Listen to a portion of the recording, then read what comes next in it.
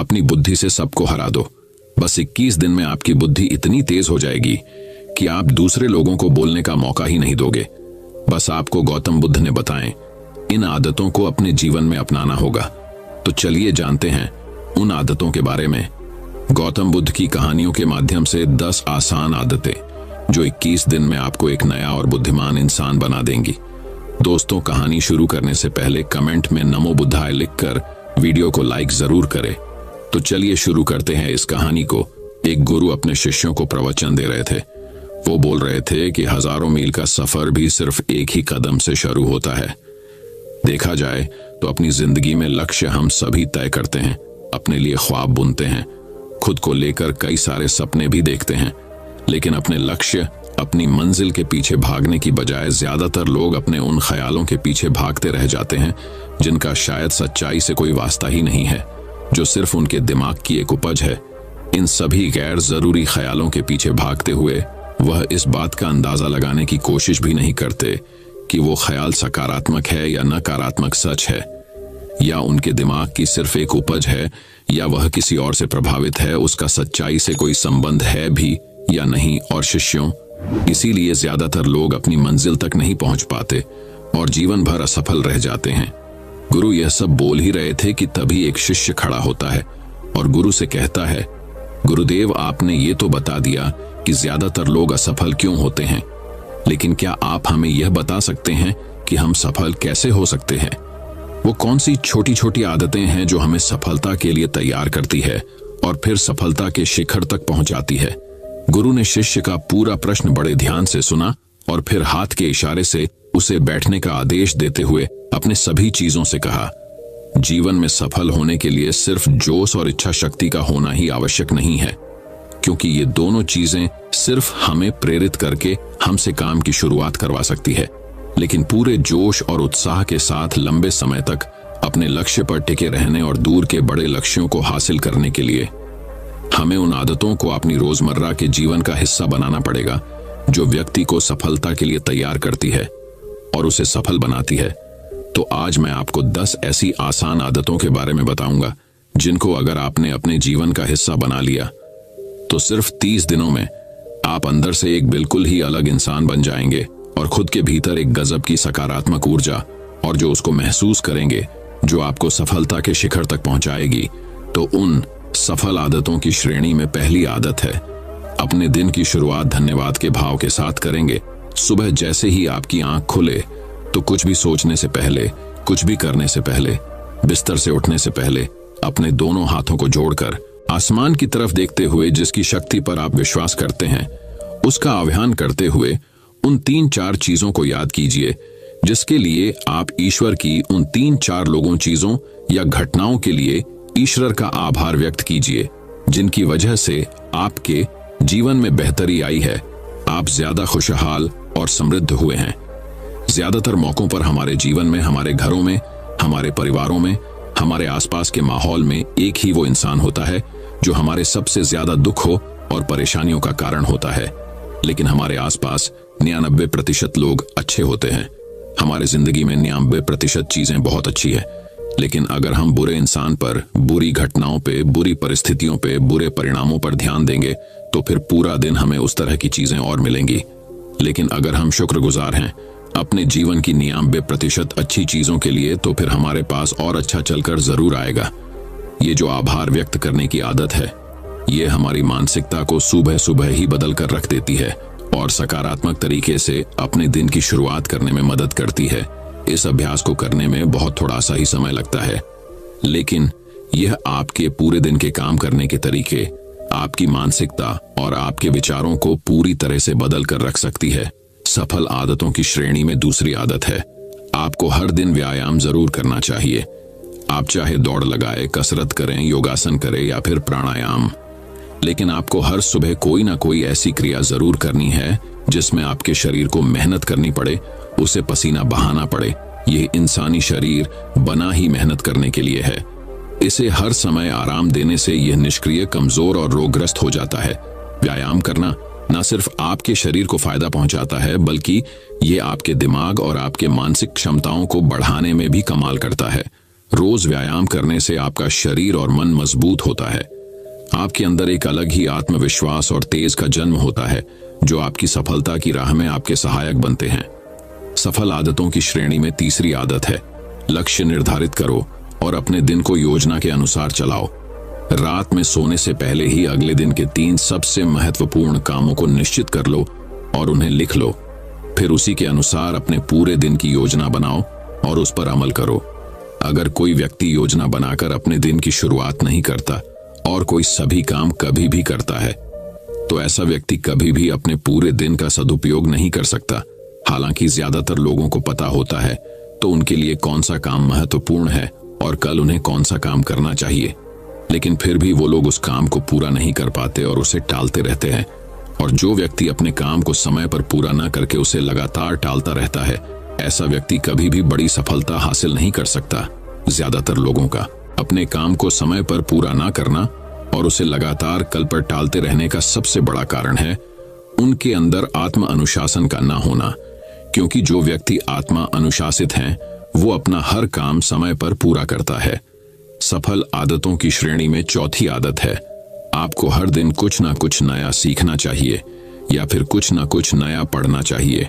अगर आप अपना दिन का समय अपने लिए कुछ नया सीखने, पढ़ने या विकास के कामों में नहीं लगा रहे हैं, तो फिर आप चाहें कितनी ऊंचाइयों पर हो, कितने ही समझदार और बुद्धिमान हो, आप जिंदगी में हारने ही वाले हैं, आप नीचे गिरने ही वाले हैं।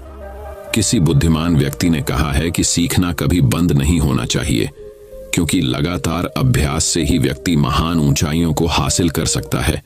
सीखने का कोई भी तरीका हो सकता है, जैसे अच्छी किताबें पढ़ना, अपने क्षेत्र के सबसे सफल लोगों की बातें सुनना, रोज अपने काम का अभ्यास करना इत्यादि। अगर आपको दुनिया के 1% सफल लोगों में शामिल होना है, तो लगातार सीखते रहने की आदत को अपने जीवन का अभिन्न हिस्सा बनाना ही पड़ेगा। सफल आदतों की श्रेणी में 5वीं आदत है, कम खाओ और अच्छा खाओ। यहां अच्छा खाने से मतलब है संतुलित आहार, यानी ऐसा भोजन जो पोषक तत्वों से भरपूर हो और आपके शरीर को कोई नुकसान न पहुंचाए। देखा जाए तो भोजन हमारे शरीर के लिए औषधि है। भोजन शरीर के लिए सब कुछ है, क्योंकि शरीर को औषधि तो हम कभी कभार ही देते हैं, लेकिन इसे भोजन हर दिन देते हैं। तो हमारा शरीर कैसा होगा, ये हमारे भोजन की गुणवत्ता और उसकी मात्रा पर निर्भर करता है, क्योंकि शरीर को चलाने वाले सारे पोषक तत्व भोजन से ही मिलते हैं। इसीलिए कोई ऐसा भोजन मत करो जिसमें कोई पोषक तत्व ही ना हो और जिसे पचाना हमारे शरीर के लिए बोझ बन जाए। ज्यादा तला भुना और बासी भोजन मत खाओ। 3 सफेद झरों से जितना हो सके उतनी दूरी बना लो। पहला सफेद जहर है चीनी, दूसरा सफेद जहर है नमक और तीसरा सफेद जहर है मैदा। चीनी और मैदा से तो हमारे शरीर को कोई भी पोषक तत्व नहीं मिलता और इन्हें पचाना भी शरीर के लिए बहुत मुश्किल होता है। इसलिए इनका सेवन कम से कम करो। भोजन मन भरने के लिए नहीं, पेट भरने के लिए करो। जब भूख लगी तभी भोजन करो और हमेशा अपनी भूख से थोड़ा सा कम खाओ।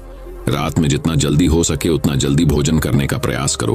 अपने आहार में जीवित भोजन जैसे फल, हरी सब्जियां, साबुत अनाज, सूखे मेवे भी इत्यादि का सेवन जरूर करो।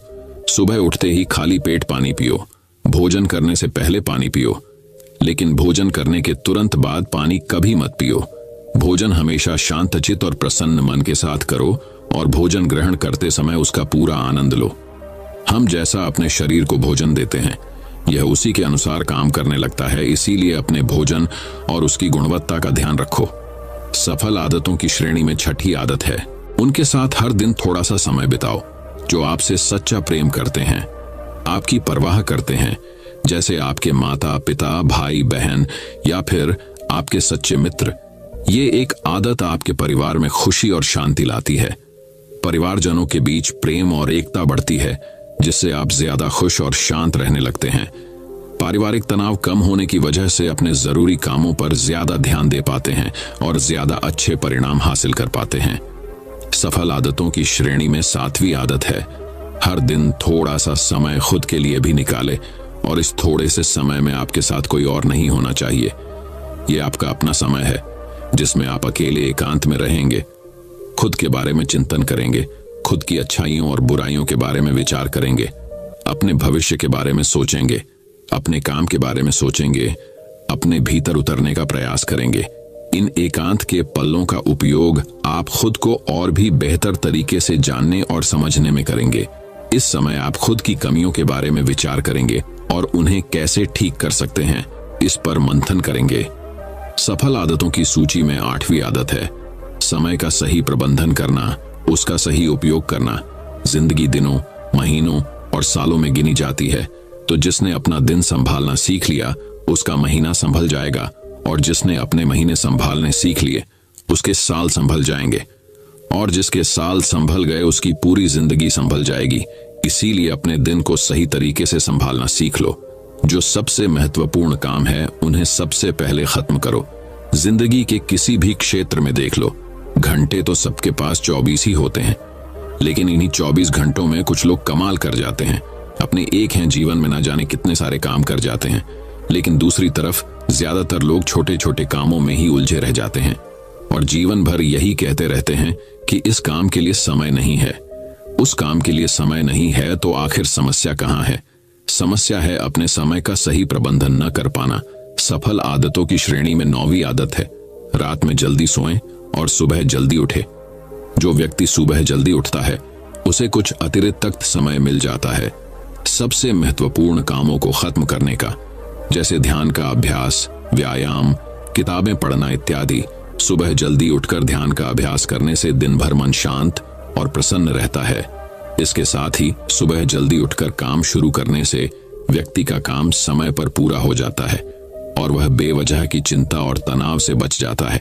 सुबह जल्दी उठकर काम खत्म करने से व्यक्ति के अंदर एक ऐसा अनुशासन जन्म लेता है जो उसे सफलता के शिखर तक पहुंचा सकता है।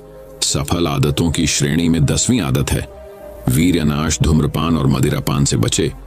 ये तीनों ही काम ऐसी बुरी लत है जो निश्चित रूप से आपको पीछे ले जाने वाली है।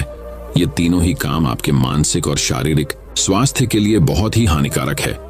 वीर्यनाश आपके तेज और कांति को खत्म करता है और साथ ही आपको शारीरिक व मानसिक रूप से कमजोर बनाता है। हालांकि इन तीनों ही चीजों को छोड़ना आसान नहीं होता, लेकिन अगर आप चाहे तो मजबूत इरादे और दृढ़ इच्छा शक्ति के बल पर इन्हें छोड़ सकते हैं, इनसे निजात पा सकते हैं। इतना कहने के बाद गुरु ने अपना प्रवचन समाप्त कर दिया और वह मौन हो गए। यह देखते ही सभी चीजें समझ गए कि अब यहां से जाने का समय हो चुका है। उन सब ने इस जानकारी के लिए गुरु का धन्यवाद किया और वहां से चले गए। तो दोस्तों, उम्मीद करता हूं आपको इस कहानी से एक अच्छी सीख मिली होगी। ये कहानी आपको कैसी लगी हमें कमेंट बॉक्स में कमेंट करके जरूर बताएं। अब चलिए दोस्तों, जानते हैं कि अपने बुद्धि को सबसे तेज और धारदार कैसे बनाएं। तो चलिए हमारे दूसरे कहानी की शुरुआत करते हैं। दूसरी कहानी बुद्धिमानी से जुड़ी गौतम बुद्ध की कहानी। एक गांव में एक लड़का था जिसका दिमाग बहुत तेज था। उसकी यह खासियत थी कि वह किसी भी चीज को बहुत ही आसानी और कम समय में सीख लेता था, जबकि उसी चीज को सीखने और समझने के लिए अन्य लोगों को काफी समय लग जाता था। लड़के की यह ख्याति दूर दूर तक फैल गई। सभी लड़के की तारीफ में कहने लगे कि उसके जितना बुद्धिमान कोई नहीं है। लड़का चित्रकारी, मूर्ति बनाना, गीत गाना जैसे अन्य कई चीजों को जानता था। अपनी प्रसिद्धि को बढ़ाने के लिए वह अन्य काम और चीजों को भी सीखने लगा। इस तरह से उसे अपनी बुद्धिमत्ता पर अहंकार हो गया, क्योंकि वह साधारण व्यक्ति होकर कई असाधारण काम भी आसानी से करने लगा था। एक दिन लड़के का सामना भगवान गौतम बुद्ध से हुआ। लड़के को खुद पर खूब अहंकार था और इस कारण उसे किसी से ईर्ष्या नहीं होती थी, क्योंकि वह खुद को ही श्रेष्ठ समझता था।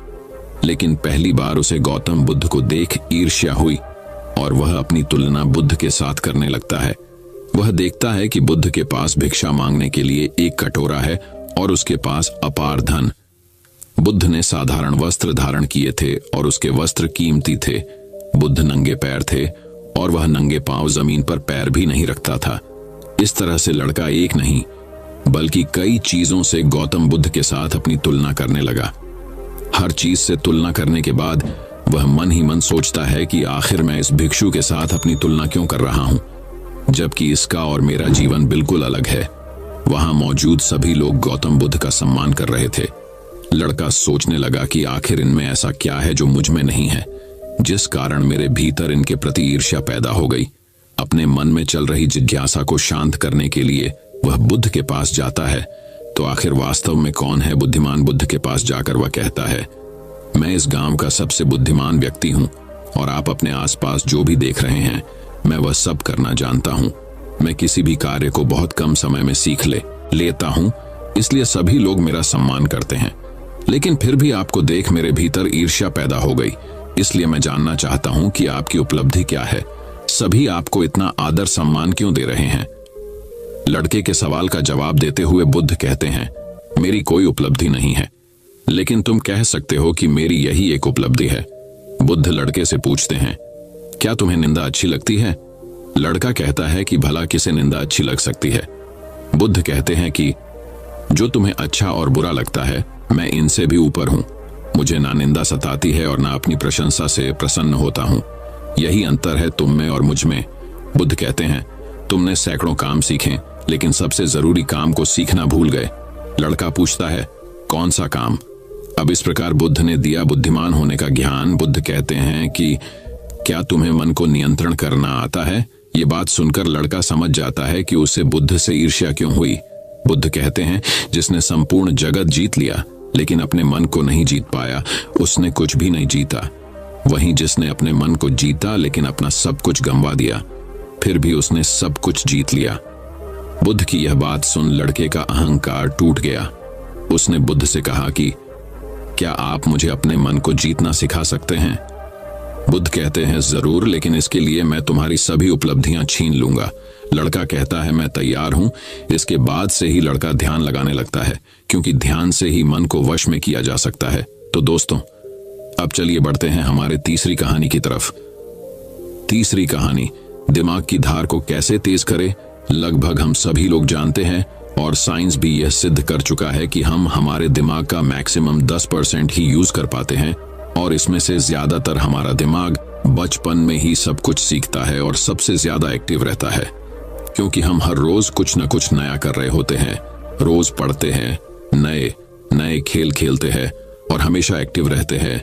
किंतु जैसे जैसे हम बड़े होते हैं, हमारे रोज के कामों में इतने व्यस्त हो जाते हैं कि कुछ नया करने और सीखने का मौका ही नहीं मिलता। लेकिन यदि हम अपने दिमाग को धार देते रहे तो हम दुनिया में जल्दी आगे बढ़ सकते हैं। यह सीखा मैंने इस कहानी से। अफ्रीका में एक पेड़ काटने वाली कंपनी थी जिसमें वहां के लोग पेड़ काटने का काम करते थे, जिसमें जॉन नाम का एक वर्कर था जो पिछले 8 सालों से पेड़ काटने का काम कर रहा था।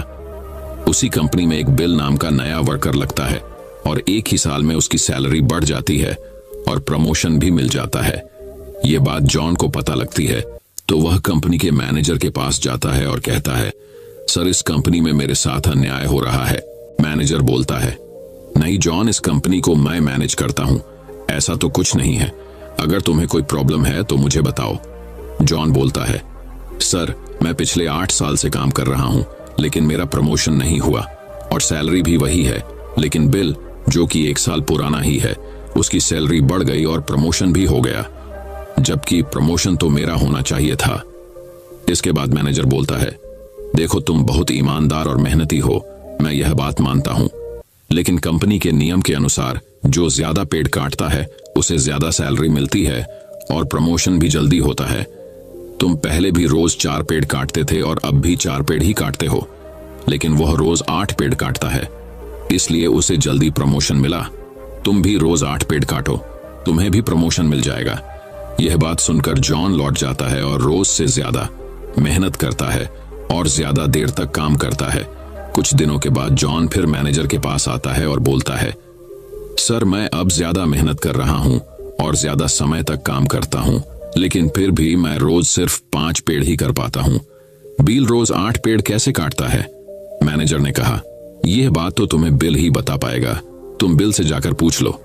अगले दिन जॉन बिना संकोच किए बिल के पास जाता है और पूछता है कि बिल, तुम रोज 8 पेड़ कैसे काट लेते हो? मैं पूरी मेहनत करके भी सिर्फ 4 से 5 पेड़ ही काट पाता हूं।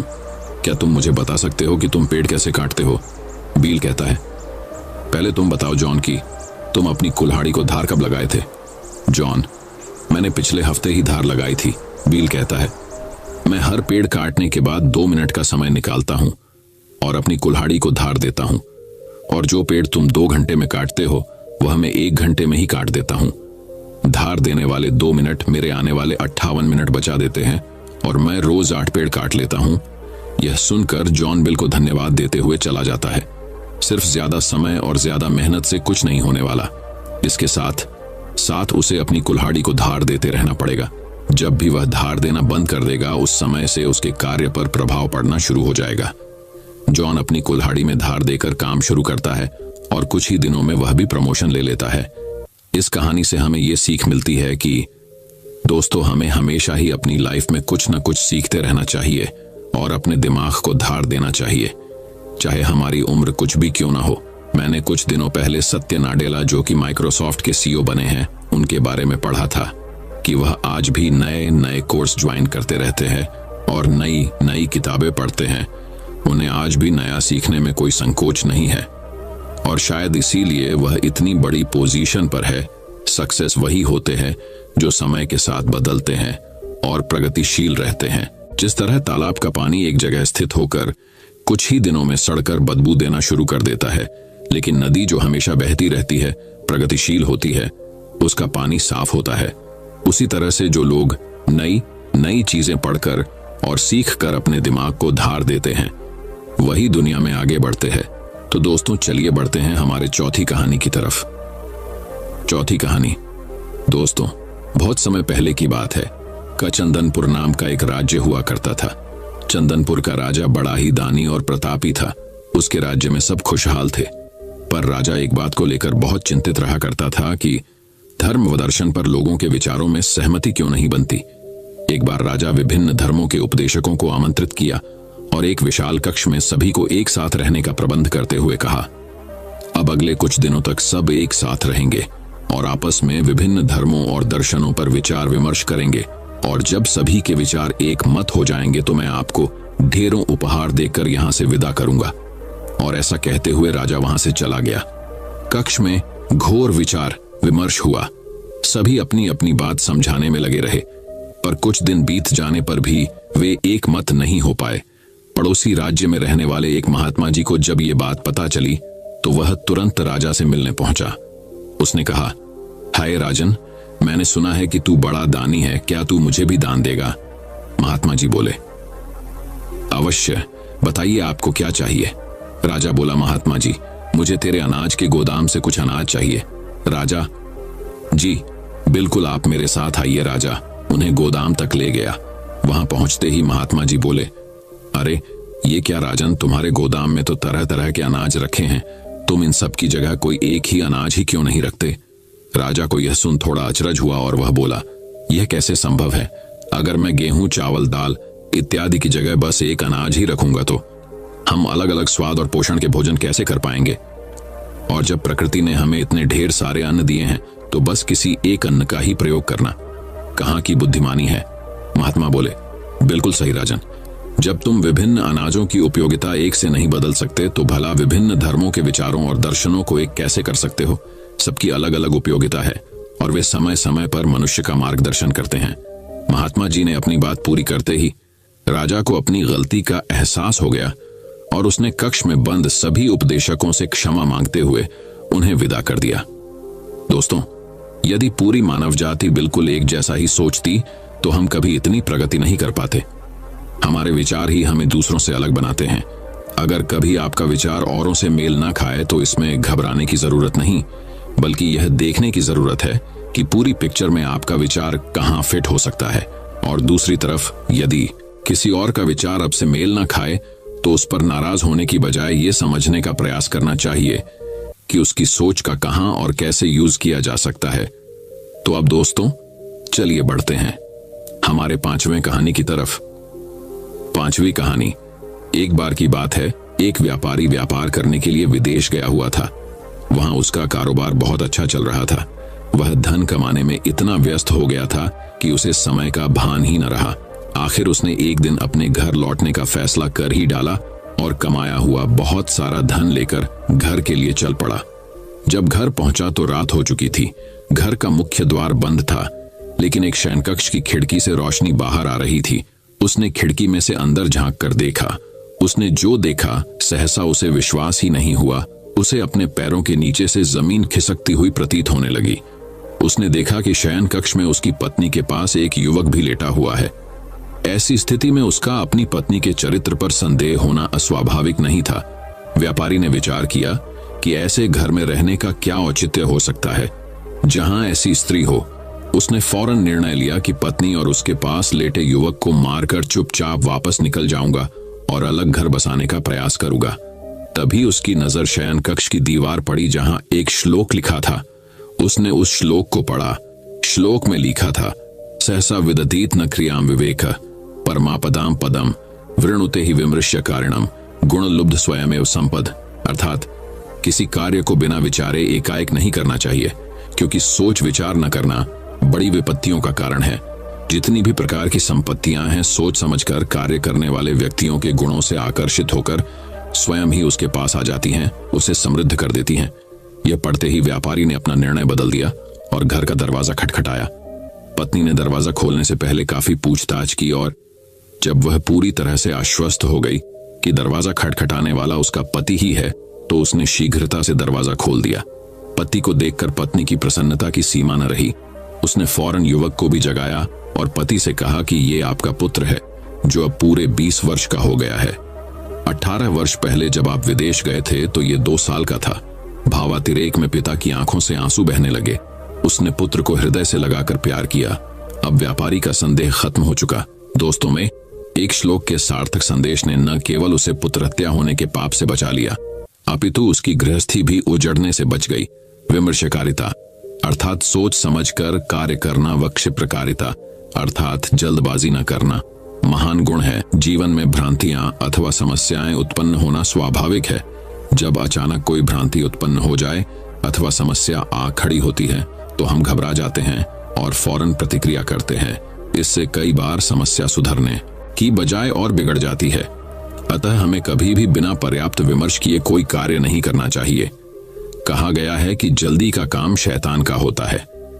जिस प्रकार से रोग का उपचार करने के लिए उसका सही निदान अनिवार्य है, उसी तरह से कोई समस्या हो अथवा भ्रांति को दूर करने के लिए भी पर्याप्त विचार विमर्श करना अत्यंत आवश्यक है। दोस्तों, मैं उम्मीद करता हूं कि यह कहानी सुनने से आपके जीवन में अच्छे बदलाव आए होंगे।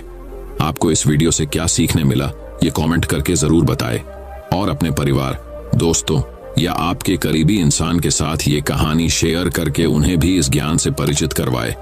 बाकी अगर आपको यह वीडियो दिल से अच्छी लगी हो तभी इस वीडियो को लाइक कर देना